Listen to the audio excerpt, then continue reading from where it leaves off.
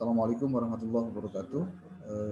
Hari ini tanggal 20 Desember 2020, hari Ahad. Kita masuk ke pertemuan ke-9 yang akan memaparkan tentang materi penelitian kualitatif, penelitian kuantitatif, dan penelitian tindakan. Saya akan coba share screen untuk materinya. Mudah-mudahan nanti bisa dipelajari oleh kalian dengan sebaik-baiknya nanti di rumah, karena mau tidak mau pembahasan tentang materi kualitatif, materi kuantitatif, dan penelitian tindakan ini menjadi materi penting yang akan menentukan jenis penelitian apa yang akan kalian gunakan dalam penelitian kalian nanti pada saat kalian membuat laporan penelitian berupa skripsi. Oke. Sebelumnya perlu diketahui bahwa sesuai dengan rundown acara kegiatan kita, saya akan coba share screen buat Anda.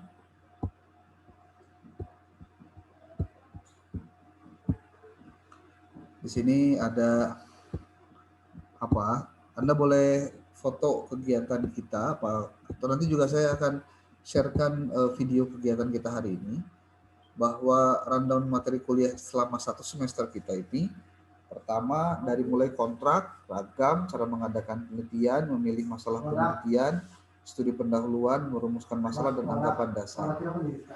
Lalu tahap berikutnya adalah ini, menentukan variabel, penelitian kuantitatif, kualitatif, dan tindakan, lalu menyusun instrumen pengumpulan sumber data, menentukan teknik pengumpulan data.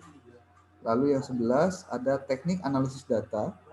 Yang ke-12 itu latihan menyusun proposal penelitian dari mulai masalah, judul, dan latar belakang. Lalu latihan menyusun proposal tahap kedua, yaitu ada identifikasi masalah, rumusan masalah, tujuan penelitian, kemudian pre-research dengan kerangka berpikir. Ini untuk pertemuan ke-13. Kemudian pertemuan ke-14 itu tentang latihan menyusun proposal penelitian, bagian ketiga, itu khusus tentang metode penelitian. Lalu yang ke-15, latihan penyusunan proposal penelitian dengan materi daftar pustaka dan reference manager. Setelah itu nanti ada UAS. Nah, UASnya itu adalah membuat proposal penelitian. Oke. Sebelum saya lanjut di materi tentang penelitian kuantitatif atau kualitatif dan tindakan, ini karena materi ini menjadi urgent untuk diketahui oleh kalian sebagai mahasiswa, maka perlu diketahui bahwa yang namanya penelitian itu harus ditentukan dari awal, kalian penelitiannya mau apa, tentang apa, di mana, apa kontennya, apa materinya. Nah, bagaimana cara agar kalian bisa membuat judul kalian dan masalah kalian itu nyambung dengan minat kalian. Nah, saya kasih triknya nih sebelum masuk ke penjelasan kualitatif dan kuantitatif. Yang pertama, kalian harus melakukan yang namanya studi pendahuluan. Studi pendahuluan ini penting. Kenapa penting? Karena dengan studi pendahuluan kalian harus mengkaji, membaca, menelaah, menyimak, mereview penelitian-penelitian yang sudah dilakukan oleh orang lain dengan tema yang sama atau dengan bagian tema yang sama. Contoh, nanti akan saya sebutkan tentang motivasi belajar pembelajaran PAI contohnya. Judul itu apakah sudah banyak atau tidak? Kalian nggak bakal mungkin kalau nggak melakukan yang namanya studi pendahuluan. Gimana caranya? Searchinglah di internet. Contohnya gimana? Gampang banget. Contohnya adalah kalian bisa masuk ke reference manager seperti halnya Mendeley, atau masuk ke Google Cendekia atau Google Scholar, atau masuk di toolbar Google, kemudian kalian tulis skripsi motivasi belajar PAI. Nanti akan muncul tuh beberapa judul, ratusan judul, mungkin juga ribuan judul yang ada kaitannya dengan keywords motivasi dan keywords PAI. Ya, oke. Selanjutnya, yang perlu diperhatikan oleh kalian ketika akan melakukan proses penelitian adalah selain tadi melakukan review terhadap skripsi atau penelitian yang sudah lama, maka yang kedua adalah posisi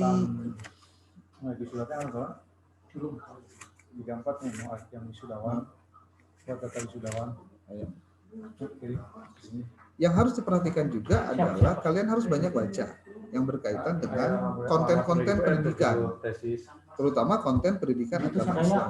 Jadi Bapak sarankan dari mulai sekarang buat kalian nih semua mahasiswa angkatan kelas semester 5 C, D, dan juga PGMI semester 5, dari mulai sekarang kalian harus melakukan yang namanya penelaahan terhadap skripsi yang sudah ada. Saya akan berikan contohnya nanti pada kesempatan yang lain ya, tentunya tidak sekarang. Bagaimana cara mencarinya, termasuk bagaimana melakukan proses penelaahan terhadap materi pembelajaran yang akan dijadikan sebagai tesisnya, skripsinya, maaf. Nah, ini penting. Dari mulai sekarang harus fokus. Kalau nggak fokus bingung ya. Bahwa semester 5 itu sudah harus mikirin skripsi. Kenapa? Semester 6, semester 7 itu sudah mikirin kamu harus PPL, kamu harus KKN, banyak kegiatan yang lain. Jadi kalau tidak disegerakan dari sekarang untuk kamu pikirkan tentang skripsi kamu, mau kapan lagi? Gitu. Ya. Oke, next.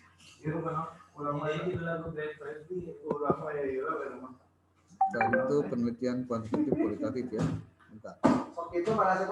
Ini yang hadir ada 44 orang. Mudah-mudahan terus bertambah, kecuali kalau memang tidak ada tambahan lain.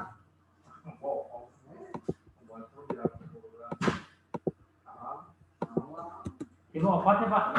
Ayah, ada set.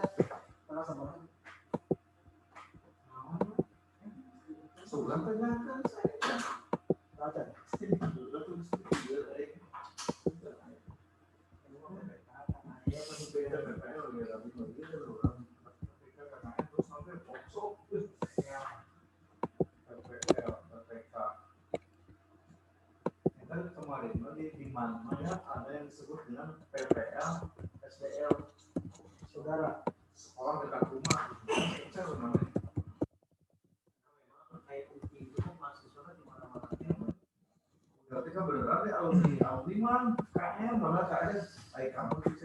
Oke, kita coba lihat slide yang berkaitan dengan satu dulu, yaitu penelitian kualitatif. Perhatikan baik-baik karena ini harus ditelaah dengan benar.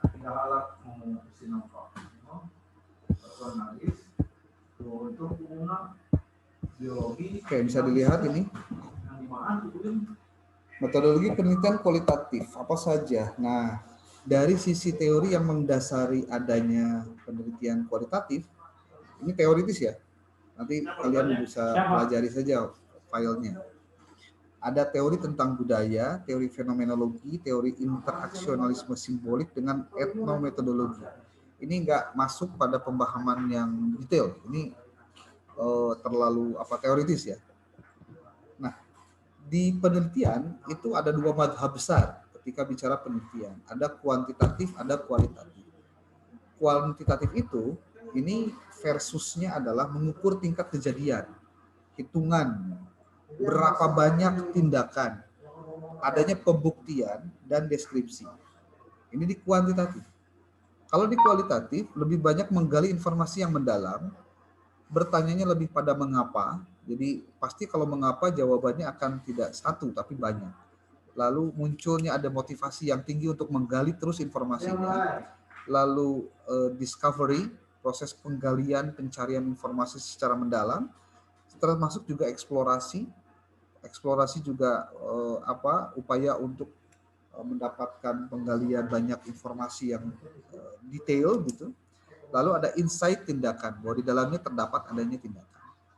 Ini kualitatif. Jadi dalam penelitian madhab ini selalu ada. Awal mula adanya madhab penelitian itu adalah di kuantitatif. Ini berdasarkan pada pemikiran filsafat positivisme. Ini untuk kuantitatif. Sementara kalau kualitatif datang belakangan. Ini karena berkembangnya filsafat konstruksionisme.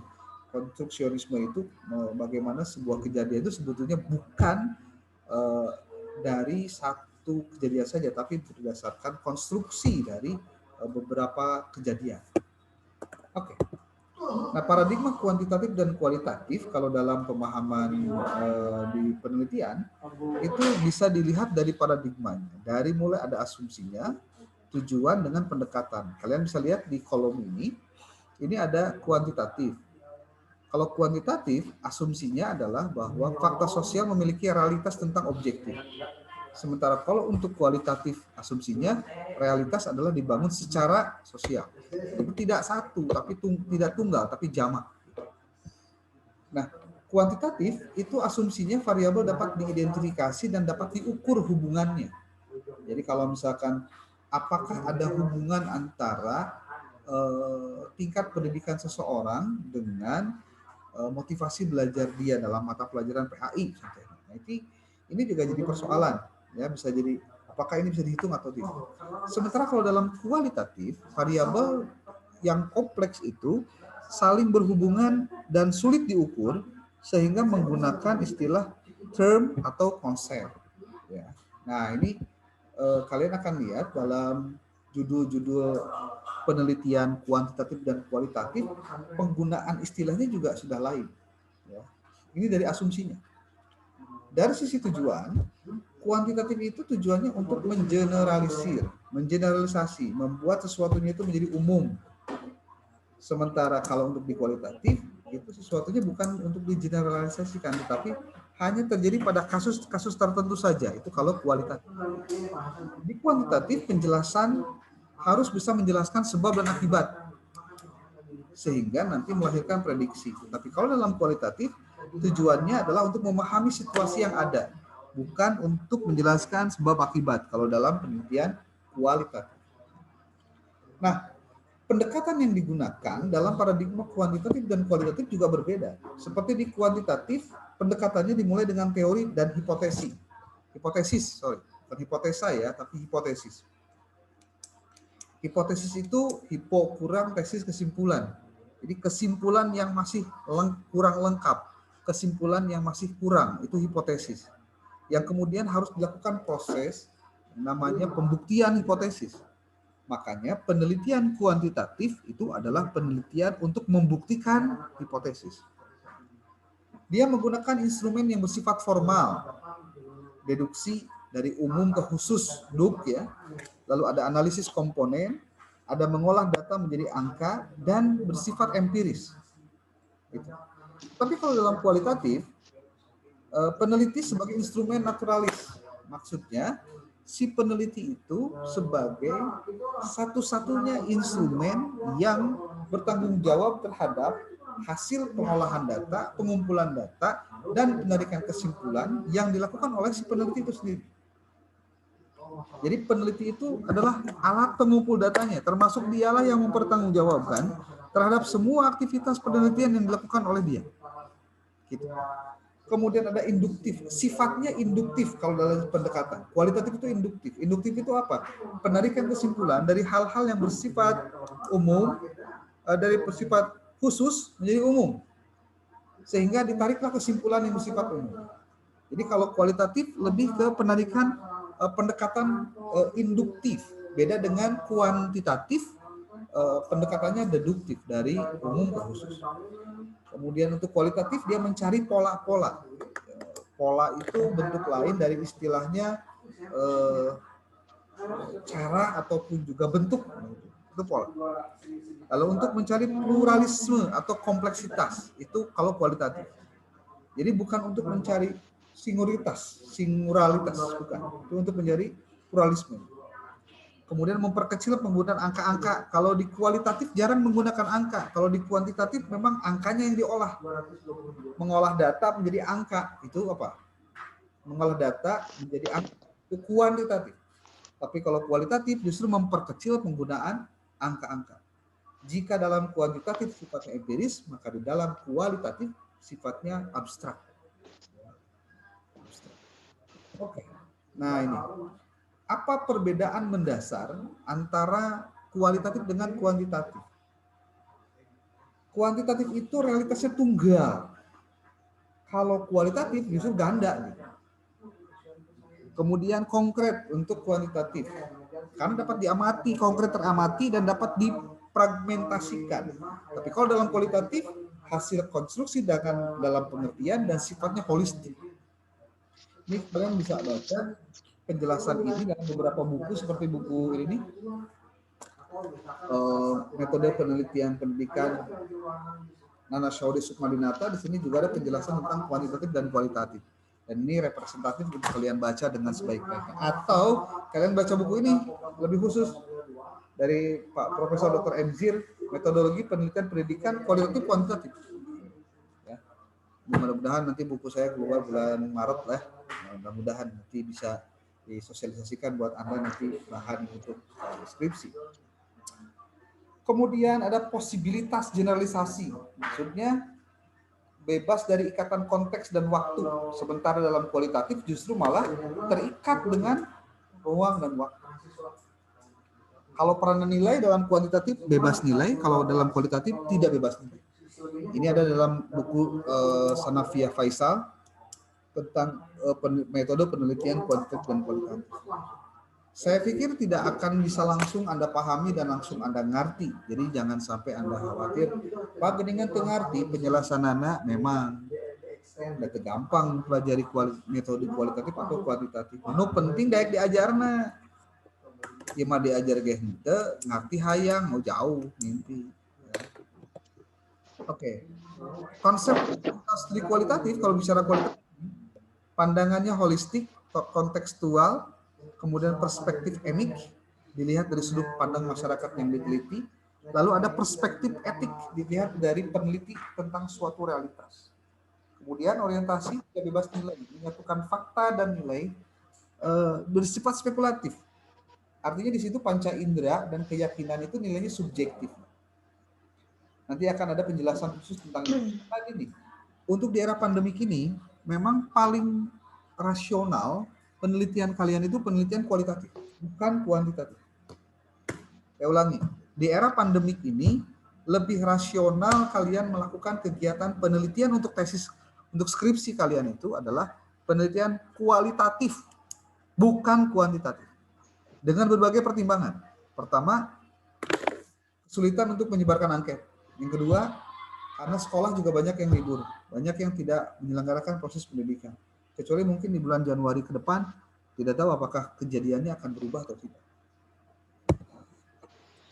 Bagaimana desain dari penelitian kualitatif itu? Nah, dari mulai struktur dan sistematika penelitian, ini bersifat fleksibel.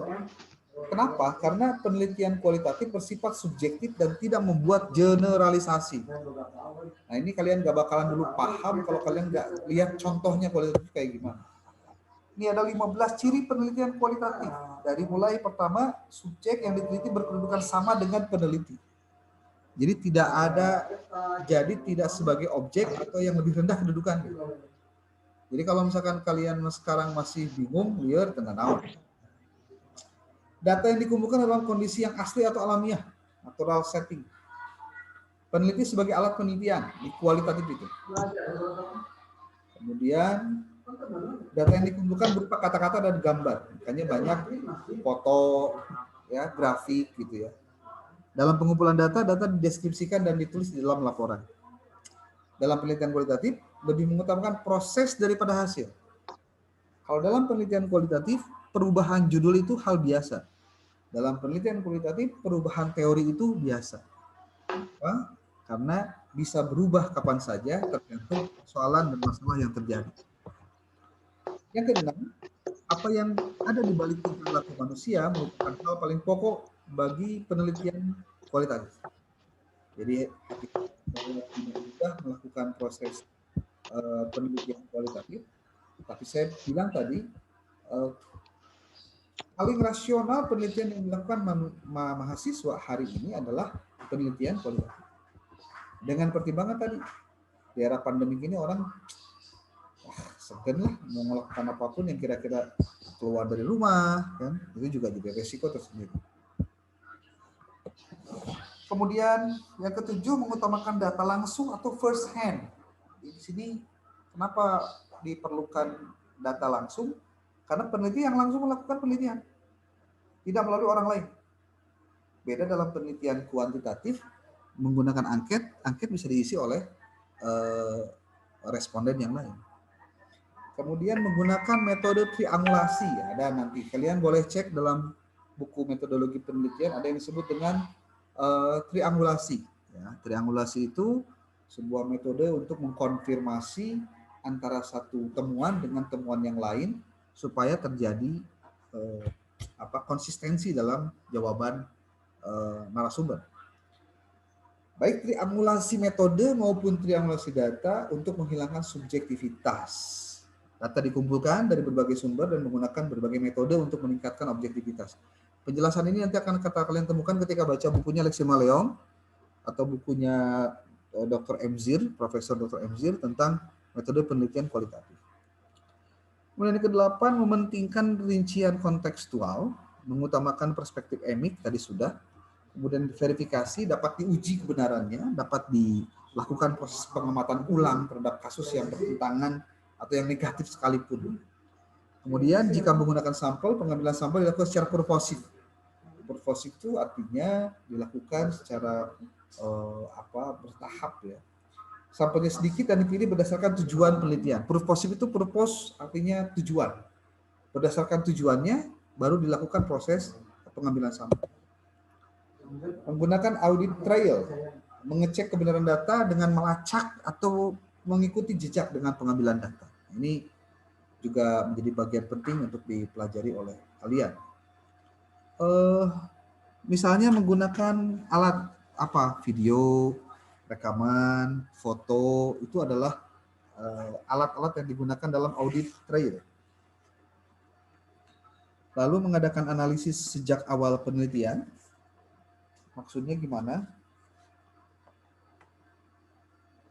Bahwa mengadakan data yang diperoleh langsung tersebut dianalisis, lalu dilanjutkan dengan pencarian data lagi untuk dianalisis kembali. Demikian seterusnya sehingga terjadi kontinuitas dalam melakukan proses penelitian. Dan yang ke-15, ciri dari penelitian kualitatif adalah bahwa teorinya bersifat dari dasar atau grounded teori. Dengan data yang diperoleh dari penelitian di lapangan dapat dirumuskan kesimpulan yang menjadi teori substantif. Nah, ini teori-teori yang seperti ini perlu dipelajari betul oleh kalian. Makanya saya minta dengan sangat, tolong kalau misalkan bahan yang saya sampaikan hari ini terbatas untuk bisa menjelaskan secara lebih terperinci tentang penelitian kualitatif, kuantitatif, dan juga tindakan, mohon kalian baca betul buku-buku yang ada hubungannya dengan konsep-konsep tadi. Ya, yang tadi saya perlihatkan buku-bukunya.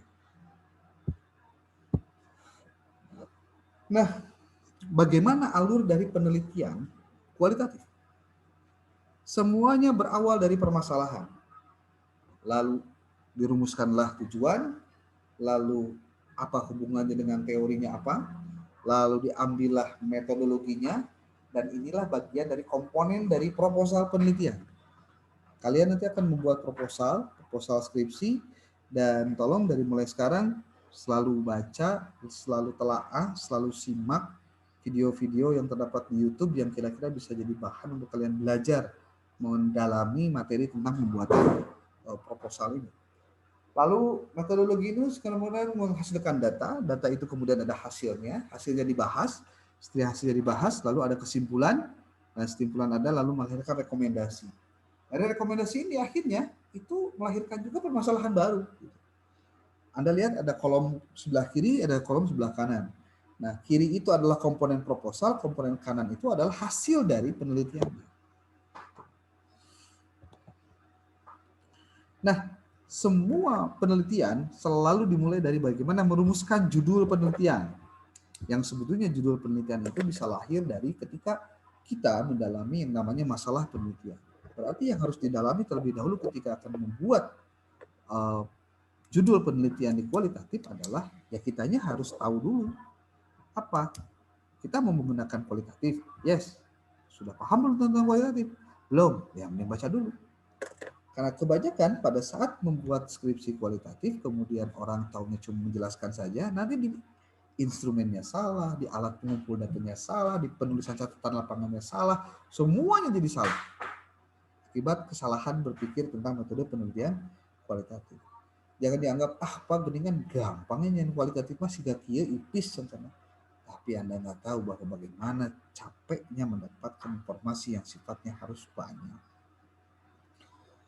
Next. Nah, judul itu harus gimana? Ditulis dengan kalimat pernyataan, bukan pertanyaan. Contoh, peranan kelompok belajar dalam peningkatan prestasi belajar mahasiswa. Sebenarnya ada kata-kata peranan ini juga masih belum termasuk kategori di beberapa perguruan tinggi tidak masuk kategori wilayah skripsi. Kalau ada kata peranan itu lebih ke ya proposal atau kalah biasa gitu. Atau opini yang sifatnya sederhana gitu. Judul harus cukup jelas, singkat dan tepat. Judul harus berisi konsep-konsep yang dimiliki. Judul harus menggambarkan keseluruhan isi dan kegiatan penelitian. Judul penelitian harus menggambarkan sifat dan jenis penelitian, objek yang diteliti, subjek penelitian, lokasi atau daerah yang akan dijadikan sebagai lokasi penelitian, dan yang terakhir adalah waktu terjadinya penelitian itu. Peristiwa itu kapan? Oke. Nah ini, judul dalam penelitian kualitatif itu biasanya didasarkan pada masalah yang ditetapkan. Jadi konsepnya adalah paham dulu masalahnya apa. Judul dalam penelitian kualitatif tidak mencerminkan variabel. Judul dalam penelitian kualitatif tidak mencerminkan variabel, tetapi lebih pada upaya mengungkapkan fenomena dalam situasi sosial secara luas dan mendalam serta berusaha menemukan teori. Makanya di beberapa penelitian kualitatif untuk skripsi atau tesis atau disertasi, itu juga ada beberapa karya tersebut yang justru menemukan teori dari melakukan penelitian kualitatif. Ini contoh-contoh nih penelitian kualitatif. Efektivitas komunikasi organisasi melalui grup WhatsApp di perusahaan apa. Kalian tinggal ganti saja dengan pendidikan di mana contohnya. Penggunaan smartphone sebagai saluran komunikasi di universitas mana. Model komunikasi penyuluhan di desa bla bla bla bla bla. Ini tinggal diganti saja istilah-istilahnya dengan kata-kata pendidikan. Ya. Nanti saya akan ganti lah sebelum dilanjut. Nah, bagaimana landasan proposal desain penelitiannya? Bahasa lainnya outline penelitiannya gimana wae sih? Dari mulai adanya bab 1, ada bab 2, ada bab 3, kemudian ada bab 4, ada bab 5, selesai. Bahkan di tempat lain juga sampai dengan bab 6. Atau bahkan bab 7. Nih, ketika bicara tentang penelitian, maka semula dimulai dari bab 1 tentang latar belakang masalah. Nah, ini juga jadi persoalan. Banyak yang tidak paham apa itu latar belakang masalah. Jelaskan di sini. Isi latar belakang masalah adalah gambaran mengenai suatu kejadian atau keadaan tertentu. Harus didukung dengan data. Nah, bagaimana caranya kalian tahu bahwa ini adalah latar belakang masalah? Caranya gampang. Kalian harus melakukan telaahan terhadap skripsi-skripsi yang sudah ada. Sebagai contoh nih, saya berikan ilustrasi.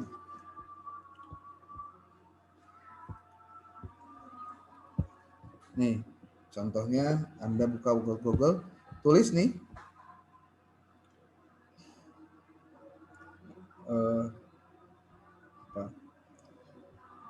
Digilib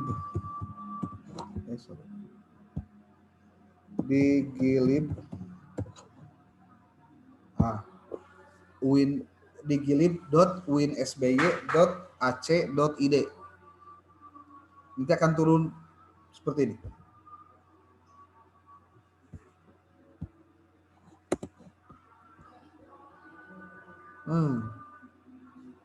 Ada nggak? Ini. Nih, berarti kalian sudah masuk ke Alamat perpustakaan digitalnya UIN Sunan Ampel Surabaya. Oh, jadi Pak bukan nulisnya di Mbah Google di sini ya? Contoh, skripsi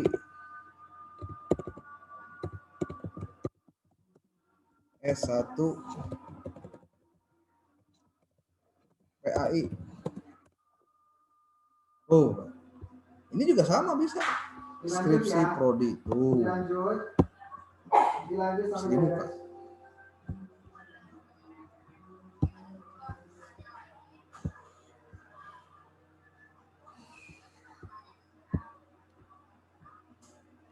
Ini sedang apa? Mendownload yang barusan. Untuk lihat judul-judulnya. Ada lagi 103 contoh skripsi PAI pilihan terbaru. Tuh. Bisa. Ada 120 contoh skripsi pendidikan agama Islam untuk jurusan tuh. Banyak sekali. Tuh.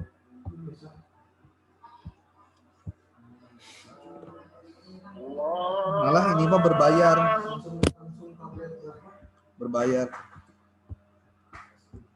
Ini judul-judulnya nih.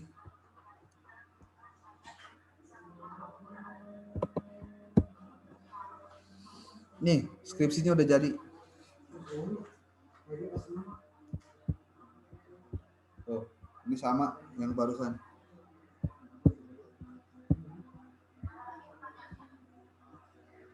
Hmm. 120 contoh skripsi PAI tuh. Contoh skripsi PAI.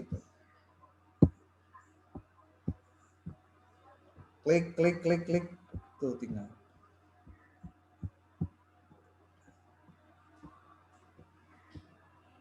Anda tinggal klik aja nih, download 1, 2, 3, 4. Ada pertanyaan yang belum terjawab.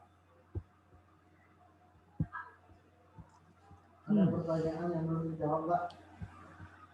Pembinaan akhlak remaja melalui kegiatan keagamaan, studi kasus di Masjid Jamil Mutakin Tambas Boyolali. Tuh.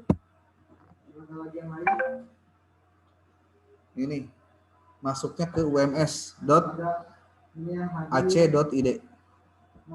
Ini bisa di-download nih. Kalau mau saya kirimkan nanti linknya. Ya. Untuk kalian bisa belajar.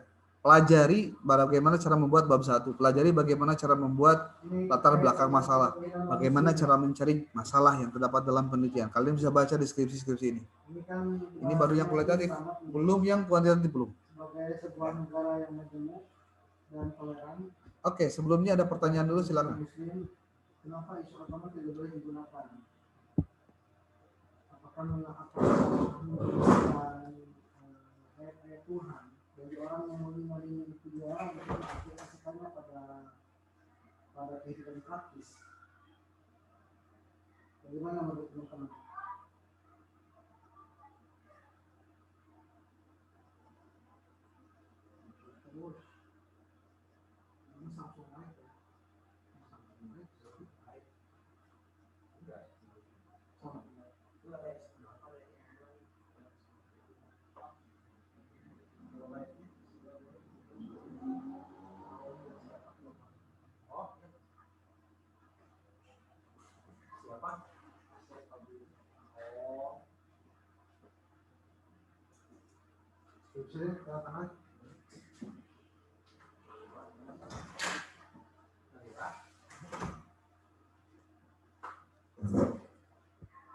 Ada pertanyaan?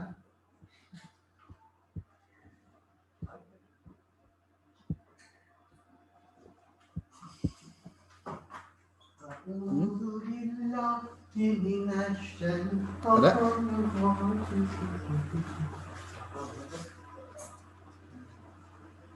Atau kalau mau di chat aja juga nggak apa-apa. Saya tunggu di chat. Oke, dari Layali Siti Rahila. Assalamualaikum.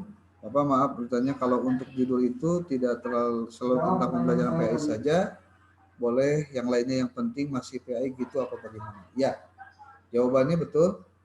Tidak melulu dengan tentang pembelajaran PAI dan tidak perlu juga melulu tentang pembelajaran di sekolah, tapi bisa juga dalam bentuk-bentuk yang lain seperti contoh ini Saya perlihatkan contohnya ya. Indonesia sebagai Ini sebuah judulnya. negara yang maju dan mengusung tinggi toleransi. Ini lihat. Pembinaan akhlak remaja melalui kegiatan keagamaan. Studi kasus di Masjid Jami Al-Muttaqin, Tambas, Kismoyo, Ngeplak, Boyolali tahun 2018. Ini bisa dijadikan judul skripsi PAI. Kenapa? Karena yang dibahas juga itu tentang akhlak remaja melalui kegiatan agama. Jadi bisa diteliti. Tidak pendidikan agama Islam di SMK, di SMA, di Aliyah, no. Bisa. Oke. Ada lagi? Jawab pertanyaan saya. Gitu ya. Layani Siti Rohilah.